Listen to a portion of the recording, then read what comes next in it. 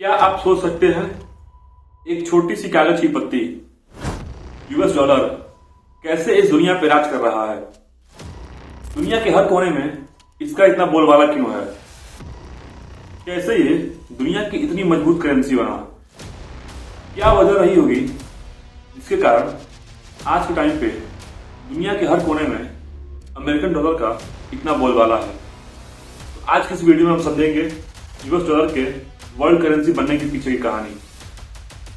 आज दुनिया भर के हर देश की अपनी अपनी करेंसी है, लेकिन एक टाइम ऐसा भी था जब गोल्ड और सिल्वर ही दुनिया की असली करेंसी थे।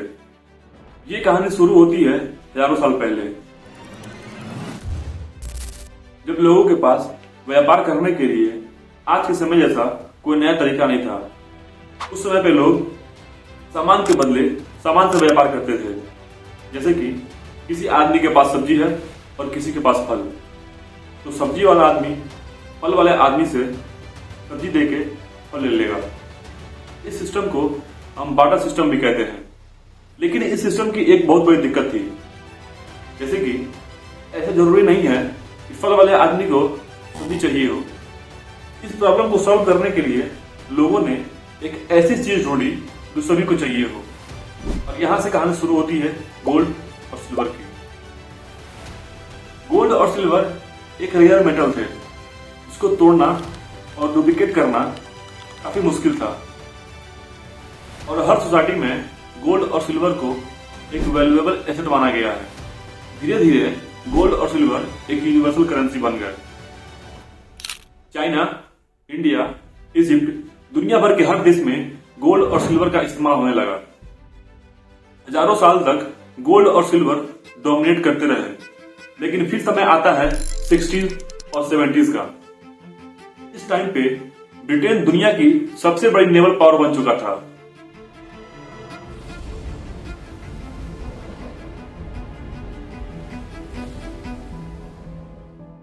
ईस्ट इंडिया कंपनी जैसे ट्रेडर्स इस नेवल पावर का यूज करके पूरी दुनिया से व्यापार कर रहे थे और अपने ब्रिटिश पाउंड को एक ट्रस्टेड करेंसी बनाया। इस टाइम पे ब्रिटेन का कंट्रोल दुनिया के ज्यादातर देशों पे था, और इसी वजह से उनका ब्रिटिश पाउंड दुनिया भर में चलने लगा। 80s के टाइम पे ब्रिटेन ने अपने ब्रिटिश पाउंड को और ट्रस्टवर्दी बनाने के लिए उसको गोल्ड से बैक्ड कर दिया। इसको हम गोल्ड स्टैंडर्ड भी कहते हैं। मतलब कि कोई भी कंट्री उतनी करेंसी प्रिंट कर सकती है जितना उसके पास गोल्ड हो। ब्रिटेन ने अपने ब्रिटिश पाउंड को एक फिक्स्ड अमाउंट गोल्ड से फिक्स कर दिया, और ब्रिटिश पाउंड दुनिया की एक लीडिंग करेंसी बन गई। लेकिन इसी दौरान एक और पावर सेंटर उभर रहा था। 80s के टाइम पे ही अमेरिका में रेलवेज, फैक्ट्रीज और नए नए इन्वेंशन आए।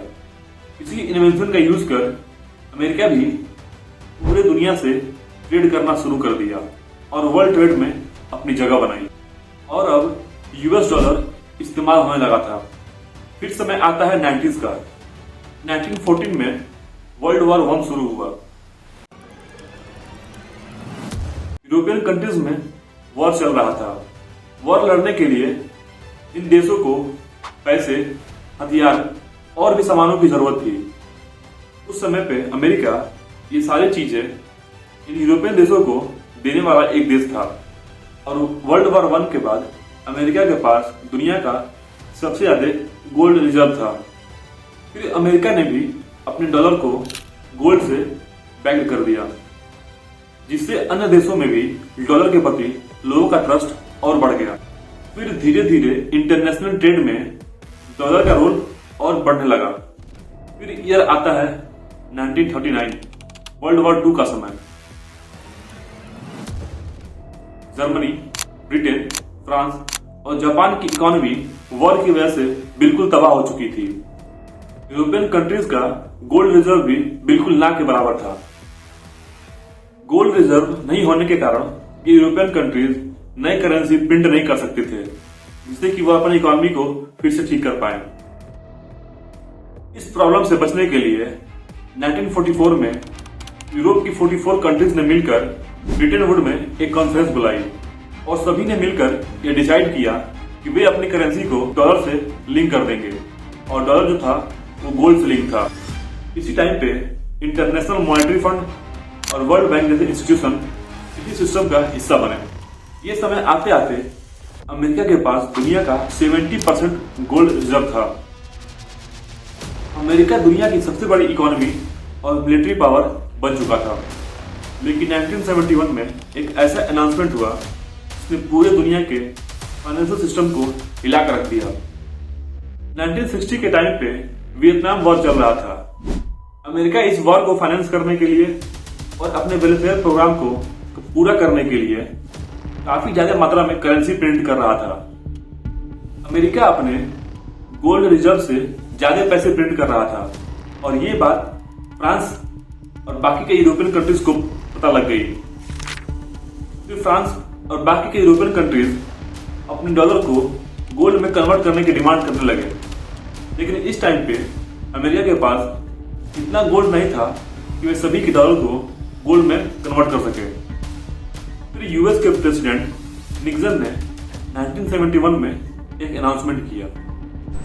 I have directed Secretary Connally to suspend temporarily the convertibility of the dollar into gold or other reserve assets, except in amounts and conditions determined to be in the interest of monetary stability and in the best interest of the United States. और उन्होंने कहा कि आज से US dollar gold से backed नहीं होगा। मतलब कि यूएस डॉलर और गोल्ड के बीच का डायरेक्ट कनेक्शन खत्म कर दिया। इस अनाउंसमेंट के बाद लोगों का डॉलर से ट्रस्ट कम होने लगा। अमेरिका की प्रॉब्लम बढ़ गई। लेकिन फिर इसी टाइम पे अमेरिका ने एक गेम खेला। 1974 में गल्फ कंट्रीज जैसे कि सऊदी अरेबिया, ओमान, कतर, इन सब कंट्रीज के पास ऑयल रिजर्व तो बहुत था, लेकिन इस ऑयल को निकालने की टेक्नोलॉजी उनके पास नहीं थी। अमेरिका इन कंट्रीज से एक डील करता है। वो कहता है कि अमेरिका इन गल्फ कंट्रीज को ये ऑयल निकालने की टेक्नोलॉजी देगा, लेकिन ये गल्फ कंट्रीज इस ऑयल को सिर्फ डॉलर में ही ट्रेड करेंगे। मतलब कि गल्फ कंट्रीज इन ऑयल को किसी और देश से सिर्फ डॉलर में ही बेचेंगे, जिस वजह से दुनिया के बाकी देशों को तेल खरीदने के लिए डॉलर चाहिए ही चाहिए था। और अमेरिका के इस पॉलिटिक्स की वजह से डॉलर की डिमांड बनी ही रही। सभी देशों को तेल खरीदने के लिए डॉलर चाहिए था और इसी वजह से यूएस डॉलर दुनिया की एक डिफॉल्ट करेंसी बन गई। फिर 1990 में यूएसएसआर के कोलैप्स के बाद अमेरिका सिर्फ इकलौता सुपर पावर बन गया। World trade organization WTO, IMF, international monetary fund और WB, वर्ल्ड बैंक, ये सारे इंस्टीट्यूशन डॉलर बेस्ड इकोनॉमी को प्रमोट करने लगे और ये भी एक वजह है जिसने डॉलर को वर्ल्ड की एक स्ट्रॉन्ग करेंसी बनाई। ये तो कहानी हमने समझ ली कि कैसे डॉलर दुनिया की इतनी स्ट्रॉन्ग करेंसी बना। कुछ 3-4 रीजन है जिसने डॉलर को दुनिया की स्ट्रॉन्ग करेंसी बनाई। पेट्रो डॉलर सिस्टम इनमें से एक सबसे बड़ी वजह है। लेकिन क्या आज के टाइम पे भी यूएस डॉलर वर्ल्ड की उतनी ही स्ट्रॉन्ग करेंसी है? अमेरिका को किस किस चैलेंज को फेस करना पड़ रहा है? क्या अमेरिका फिर कोई नया गेम खेलेगा जिस वजह से अमेरिकन डॉलर दुनिया की स्ट्रॉन्ग करेंसी बना रहे? तो इस चीज को हम समझेंगे अगले वीडियो में। इस वीडियो में इतना ही। धन्यवाद।